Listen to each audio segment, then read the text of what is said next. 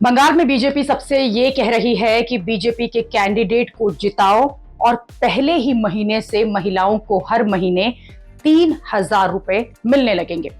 सभी बेरोजगार युवाओं के बैंक अकाउंट में 3,000 रुपए हर महीने आने लगेंगे। गर्भवती महिलाओं को 21,000 रुपए मिलेंगे और सरकारी बसों में महिलाओं को टिकट नहीं लेना पड़ेगा। लेकिन इस पर लोगों ने, खास तौर पर सवर्णों ने कह दिया है कि एक वक्त ऐसा था जब प्रधानमंत्री मोदी ने रेवड़ी कल्चर यानी कि चुनाव जीतने के लिए मुफ्त की योजनाओं को लेकर देश को आगाह किया था। लेकिन तब से अब तक ऐसा बदलाव आ गया है कि सब कुछ बदल गया और सबका असली चेहरा सामने आ गया। देश, धर्म, समाज, अर्थसत्ता सब ढोंग दिख रहा है और सत्ता ही सबसे बड़ा धर्म है। सवर्ण तो खास तौर पर नाराज हैं कि एक तरफ सवर्णों की अनदेखी होती है और दूसरी तरफ वोट लेने और चुनाव जीतने के लिए इस तरह की मुफ्त की योजनाओं का वादा कर दिया जाता है, जिस तरह की योजनाओं की घोषणा बीजेपी ने बंगाल में जीतने के लिए किया है। सोशल मीडिया पर सवर्णों की आवाज उठाने वाले लोग इस बात से गुस्से में हैं। उनका कहना है कि बेरोजगारों को 3,000 रुपए, गर्भवती महिलाओं को 21,000 रुपए, किसानों को 9,000 रुपए, पत्रकारों को 5,000 रुपए, तो इस तरह से कई परिवारों को तो असल में 40,000 रुपए जो मुफ्त है वो बैठे बिठाए मिलेगा। जो लोग मेहनत करके कमाई करते हैं और अपना टैक्स भरते हैं, फिर उनका क्या? लोग ये कह रहे हैं कि ये वो राजनीति है जिसमें काम करने वाले जो हैं, मेहनत कश जो लोग हैं, जो आदमी टैक्स देता है, अगर 500 रुपए लिए जा रहे हैं तो 500 रुपए में 5 लोगों में उन्हें बांट दिया जाता है। और ऐसा करके एक आदमी का वोट नहीं मिलेगा, लेकिन 5 लोगों के वोट जो हैं वो मिल जाएंगे। यही जो है राजनीति है। लेकिन कुछ लोग ये कह रहे हैं कि बीजेपी को ये सब कुछ जो है वो मजबूरी में करना पड़ रहा है क्योंकि कांग्रेस से मुकाबला करना था।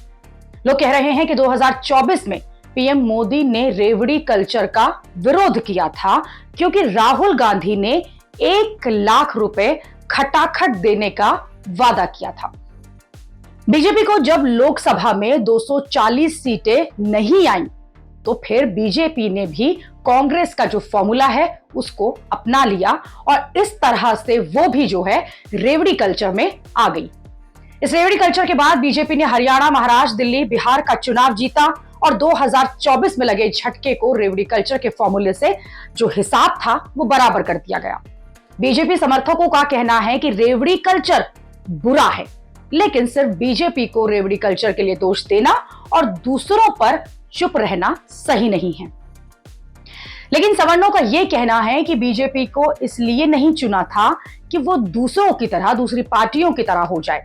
बीजेपी को इसलिए चुना गया था कि वो अलग बातें कर रही थी, लेकिन अब वो सब बराबर हो गया है।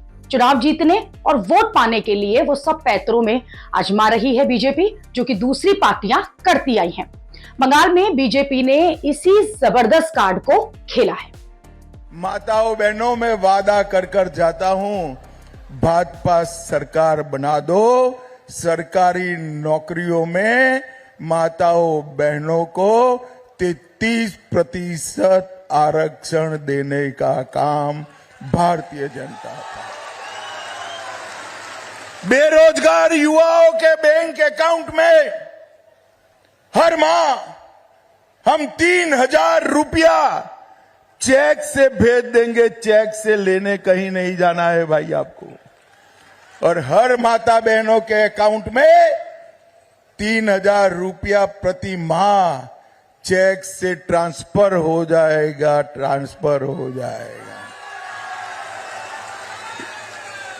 कोई भी बस में, सरकारी बस पूरे बंगाल में, गंगा सागर से लेकर दार्जिलिंग की पहाड़ी तक, माताएं बहनें अगर बस में बैठती हैं तो उनको टिकट लेने की जरूरत नहीं पड़ेगी। अमित शाह लगातार इन मुफ्त की योजनाओं के दम पर बंगाल के चुनाव में ममता का किला गिरा देने का दावा कर रहे हैं। अमित शाह लोगों और महिलाओं से भी बात कर रहे हैं कि क्या पैसा लेने के लिए फॉर्म भरा है। बात हासिल कर देने वाली है। फॉर्म भरा है नहीं भरा? भरा है? जनता दीदी के संतरास से मुक्त होना है या नहीं? होना है ना? तो कमल के निशान पर बटन दबाना है ना? पक्का? बोलो जय श्री राम। लेकिन समन इस पर कह रहे हैं कि यही सब जो है इलेक्शन का मेन फंडा बन गया है। लोग ये कह रहे हैं कि ये बहुत ही फ्रस्ट्रेट करने वाला है, क्योंकि हर साल टैक्स जो है वो देना पड़ता है और अच्छा खासा अमाउंट उसमें जाता है, जिसे देश के विकास, रक्षा और इंफ्रास्ट्रक्चर में जाना चाहिए और वो पैसा इसी में लगना चाहिए। लेकिन यहां वो पैसा मुफ्त की योजनाओं में लगाया जा रहा है, जिससे कि पार्टियां चुनाव जीत सके, सरकारें बनाई जा सके। सवर्णों का गुस्सा पहले ही इस बात से भड़का पड़ा है कि जाति की तुष्टीकरण राजनीति जो है वो बढ़ती जा रही है और अब रेवड़ी कल्चर को भी अपना लिया गया है, जबकि खुद प्रधानमंत्री इसके खिलाफ बोलते रहे हैं। आजकल हमारे देश में मुफ्त की रेवड़ी बांटकर वोट बटोरने का कल्चर लाने की भरसक कोशिश हो रही है।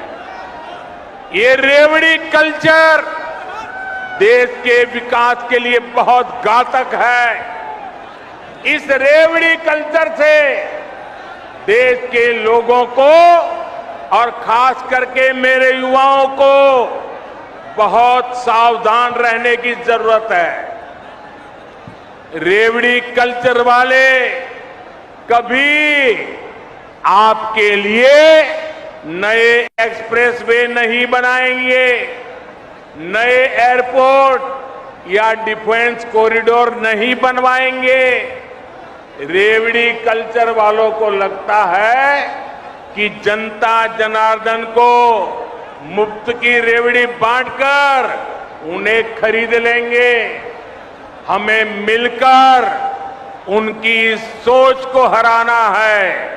रेवड़ी कल्चर को देश की राजनीति से हटाना है। साथियों, रेवड़ी कल्चर से अलग हम देश में रोड बनाकर, नए रेल रूट बनाकर लोगों की आकांक्षाओं को पूरा करने का काम कर रहे हैं। हम गरीबों के लिए करोड़ों पक्के घर बना रहे हैं। दशकों से अधूरी सिंचाई परियोजनाएं पूरी कर रहे हैं। छोटे बड़े अनेक डैम बना रहे हैं। नए नए बिजली के कारखाने लगवा रहे हैं, ताकि गरीब का, किसान का जीवन आसान बने और मेरे देश के नौजवानों का आने वाला भविष्य अंधकार में डूब न जाए।